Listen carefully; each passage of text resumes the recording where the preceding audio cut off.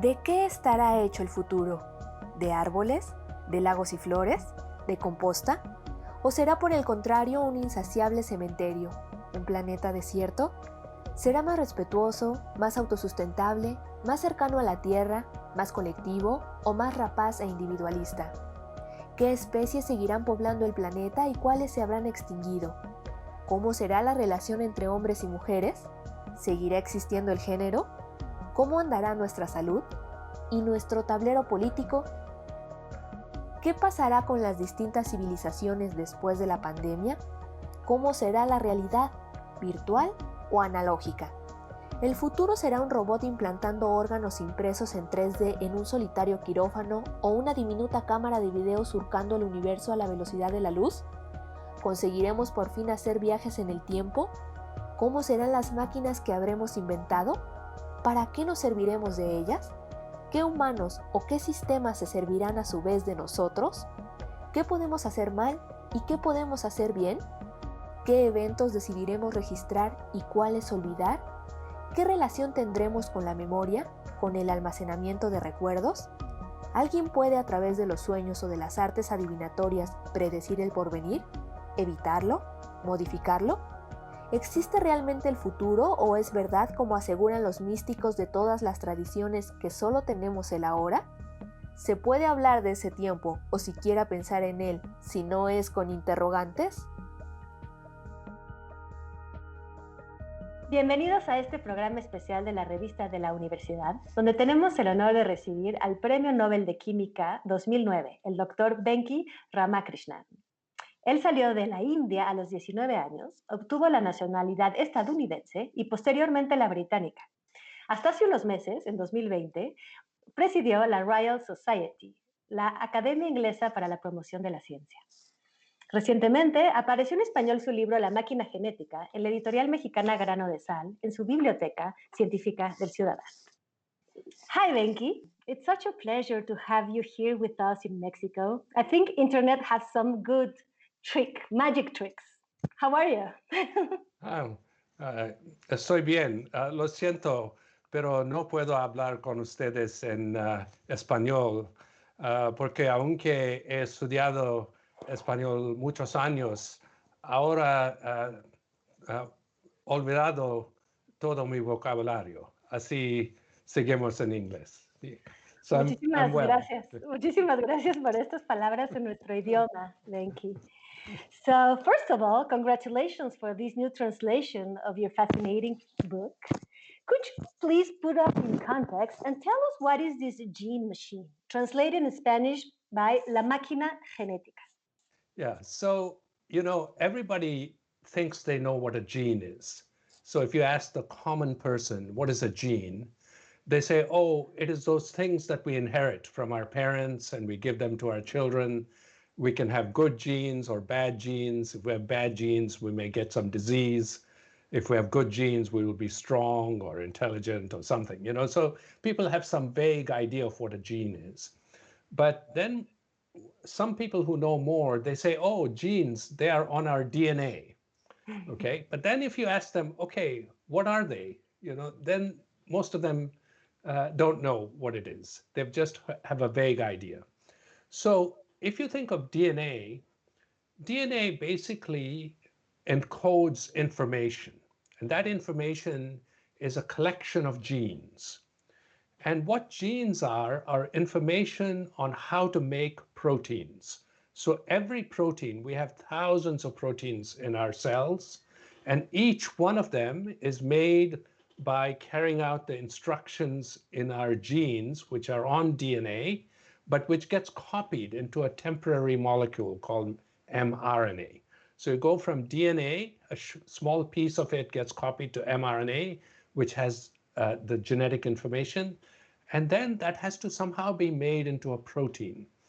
And in all cells, from bacteria to human beings, there are large molecular complexes.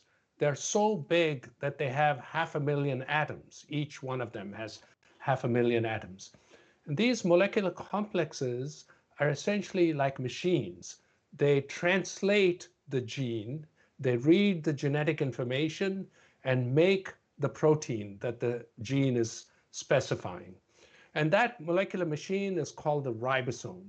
And it was discovered in the 1950s. And for about 50 years, nobody knew what it looked like. And without knowing what it looks like, it's very hard to understand exactly how it works. And so the book is about the race to find out the structure of this machine. Why is this structure so important to humankind as to deserve this Nobel Prize?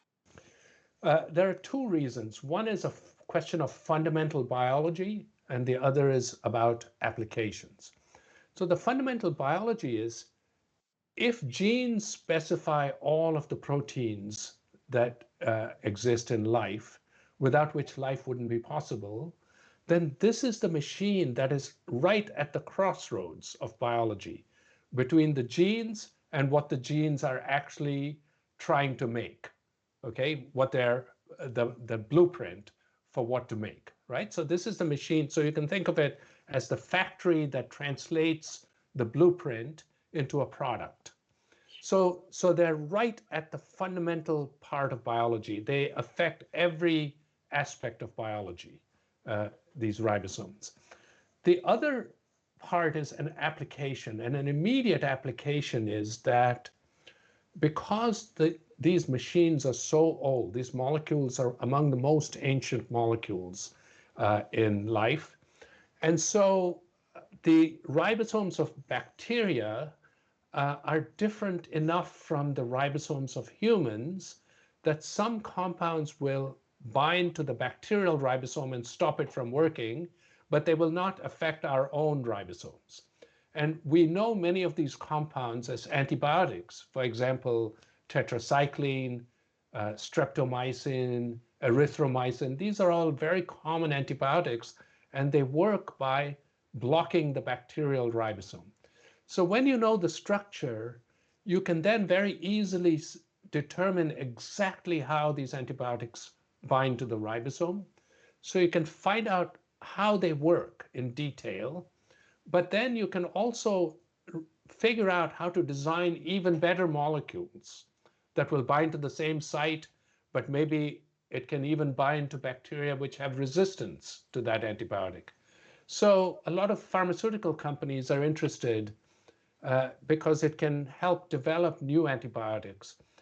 And as you know, we're in the middle of a COVID pandemic, so we have forgotten about another big serious problem, which is the growth of antimicrobial resistance. And when we come to a world where our current antibiotics stop working, it will be very, very serious. And so we need to be prepared for that even now, even though we are attacking a different pandemic. Sure. I recently read here in a Mexican magazine called Letras Libres an introductory chapter of Jennifer Doudna's new book. I must say for the audience that she's the 2020 Nobel Prize and that she wrote the prologue of this edition of your book. We have it here in the Mexican edition. And she said she was involved in a scientific discovery. It was a CRISPR, right? This gene editor that mustn't stay between the four walls of a research center. This is an article about responsibility, of communicating and being responsible on the consequences of your discovery. Do you also think this kind of responsibility and need of debating with society the implications and consequences of your discovery? Yes. So I should say, first of all, it's good you brought up Jennifer because she's a great role model for what a scientist should be like. She worked very closely in my area of research. And then once she discovered CRISPR, she has branched out into gene editing, for which she's become very famous. Now, my immediate work on the ribosome does not have the sort of social implications in terms of risk and in terms of possibly ethics that gene editing has. Okay, so the thing you can do with the ribosome is design better antibiotics, Maybe you can make ribosomes do things more efficiently.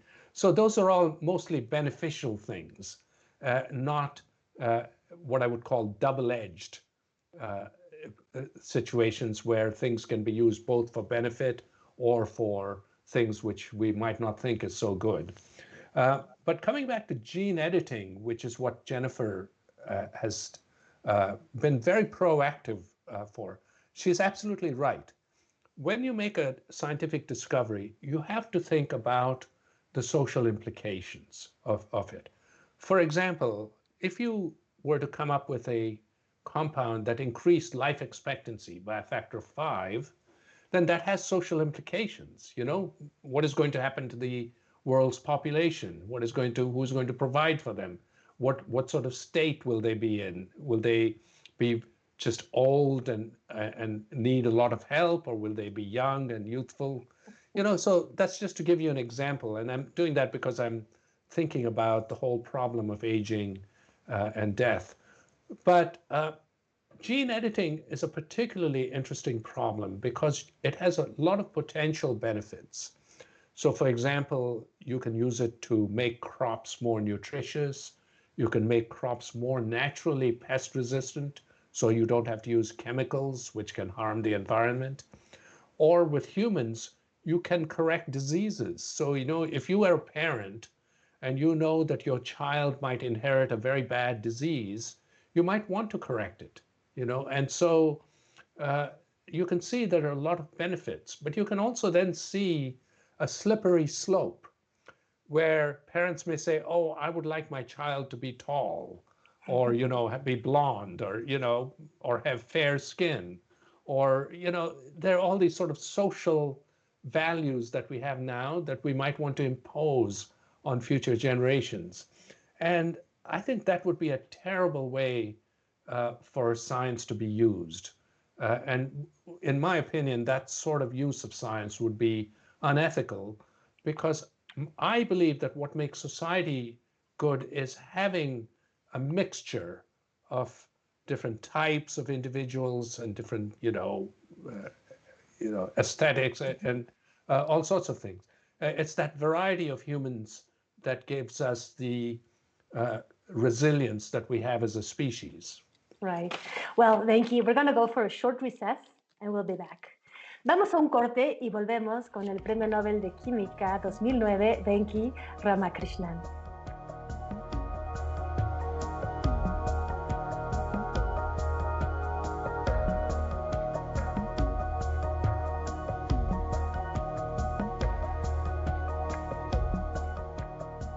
Estamos de vuelta con Venki Ramakrishnan, Premio Nobel de Química 2009. Es un honor entrevistarlo y vamos a seguir hablando de sus descubrimientos. Venki, we were just talking about Jennifer Doudna, and I read in your book there is a lot of recognition for women researchers.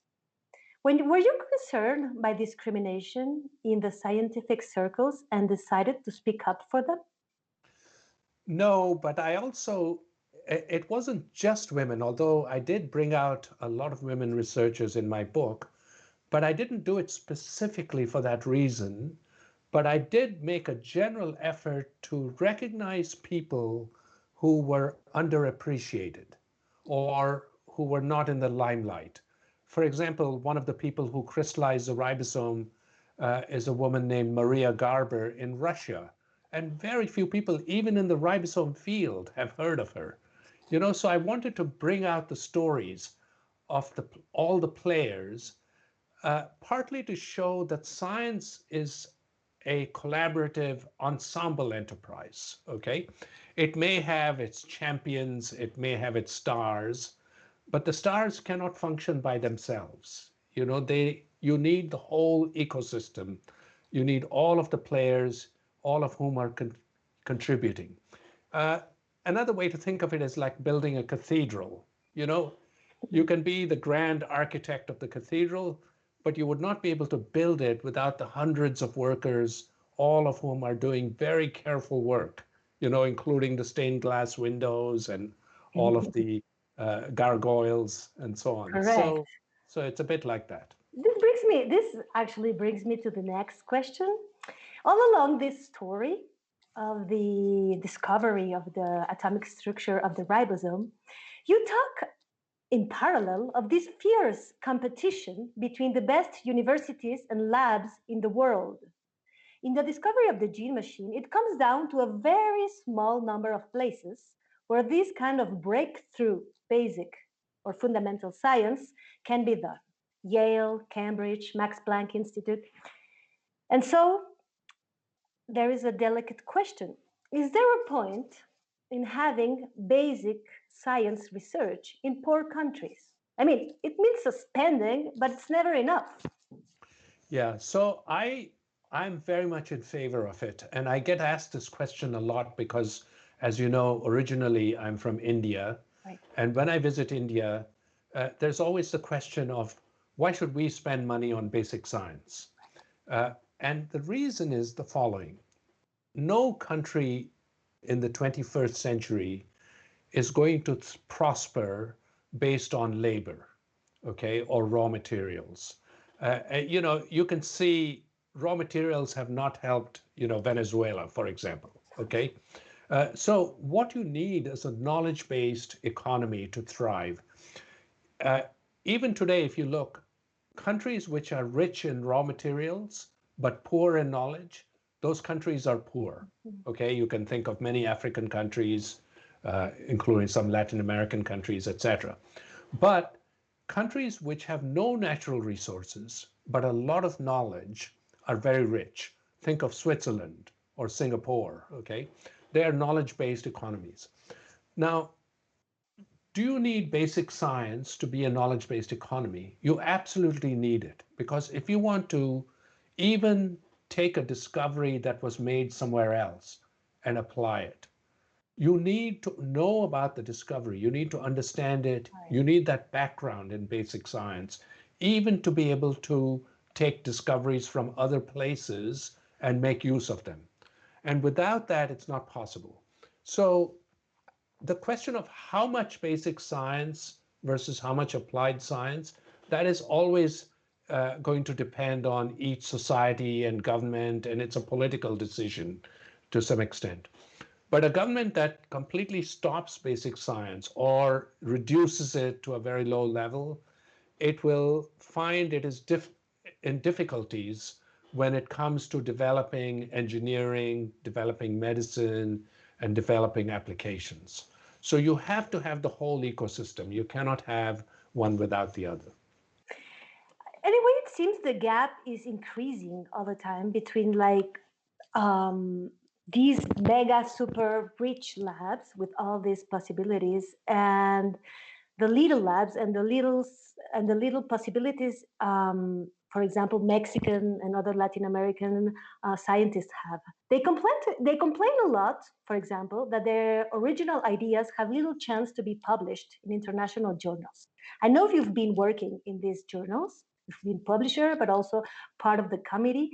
Is there a way, or is there an effort somewhere to help the gap to close a bit, like to rescue fresh ideas from third world countries? I mean, I know in this university, in la UNAM, a lot of scientists that are very frustrated because their ideas cannot advance, cannot develop further.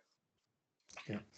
There are two or three aspects to this question. One is, as a science community, we have to get away from this worshiping just 3 or 4 top journals. We have to recognize that good science exists everywhere. And even in standard journals, you can find very nice, beautiful papers. Maybe they're not the most fashionable, maybe they don't get the most attention, but they're actually excellent science. And so what we have to do is recognize that entire range of science and not just focus on, the flashy, fashionable science, as I would call it. The second thing is that science often will follow fads, and then the big labs will have an advantage because they will be well connected and they can follow the fashions very quickly. But what I tell people, I've told this to people in India as well, is there are many problems that are ignored in the top labs because they're not of interest to them. For example, there could be particular pathogens, particular plants, which are of interest to a particular country. And the if you work on those, you can do excellent science. Nobody else is doing it, so you will be original. But the weird thing is, you may discover some interesting new biology that is very generally interesting. So, for example, there's a technique called PCR, which is the test used for COVID. Now, the way PCR works is by having thermostable enzymes. That is, enzymes that can survive very hot temperatures. You know how these enzymes were discovered? Somebody who was looking at hot springs in Japan and in Yellowstone was doing that. Now, at the time this person was doing this thing, it was considered like some weird thing, not mainstream at all, you know?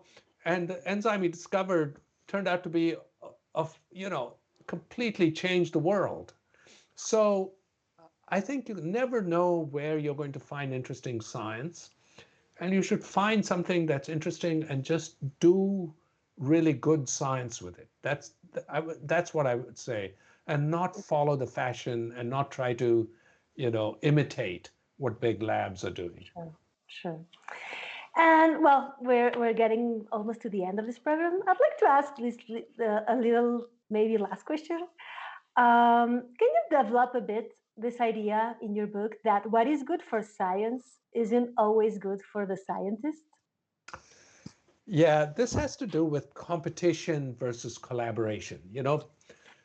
Scientists have, the public doesn't know what to make of scientists. They have the mad scientist portrayed by Hollywood, or they think of them as very competitive, or on the other extreme, they think they're all noble and logical and pursuing the truth. But actually, all of these things are true because scientists are basically humans. So we have the same spectrum of personalities and egos and psychology that human beings have. And so we will collaborate on many things, but we will also compete on other things. And competition is good in the sense it forces scientists to work fast, to work hard, so that the discoveries happen faster because of competition. If you give scientists a monopoly, there's a tendency to become lazy and take your time and so on.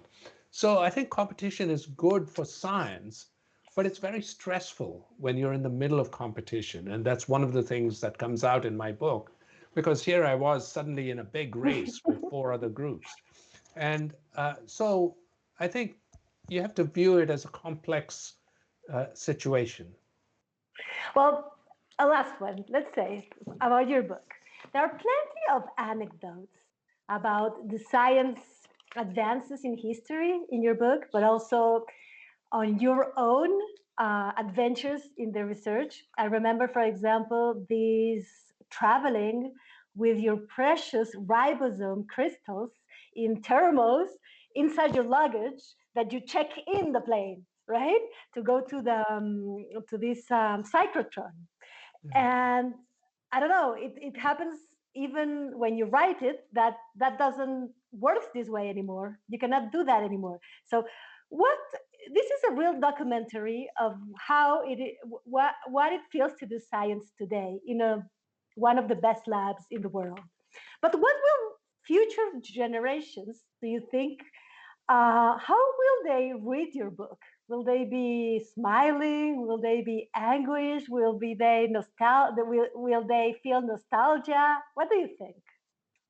I think that, it's a snapshot of science in the late 20th century, early 21st century. And it gives a sense, but some things about the book will never change. So people will still go to synchrotrons, except they will not be able to take their crystals with them. They will have to ship them by FedEx. That's what we do now. We have to ship them by FedEx. But the idea that you have to travel and the idea that you go to conferences and you meet people, you get ideas, And another thing that comes across from my book is that science is a very international enterprise. Even in my own lab, there were people from all over the world. And you also go wherever you can to try to give yourself a chance to do the research you want. So I had to change jobs many times in my life. So I think that sort of thing is not going to change, with science. I know we have a pandemic now. Yeah. The pandemic has taught us new ways of working. For example, normally I would have come to Mexico and I would have taken part live in a festival and maybe met you in person. But here we are, talking through the internet. And so, new ways of working are also evolving. But the person-to-person communication and the international aspect of science and the need to move, to go to places where you learn new things, that is not going to change. And I think they will get a glimpse of what it was like, and they will try to connect it with the world that they're in, at the time, but they will recognize, what they have in common. Thank you very much, Venki, for this charming talk. I would say to the public that you are already writing a next book about death and aging, as you told me. So we are already expecting it. But for now, I'll tell the public in Spanish that pueden entonces leer un poco sobre esta aventura científica, no solo científica, sino también política y social de la ciencia, en La máquina genética, publicada por Grano de Sal. Y bueno, nos vemos el próximo viernes. Venki, bye. Thank you so much. Thank you. Muchas gracias. Bye. Adiós a todos. Gracias.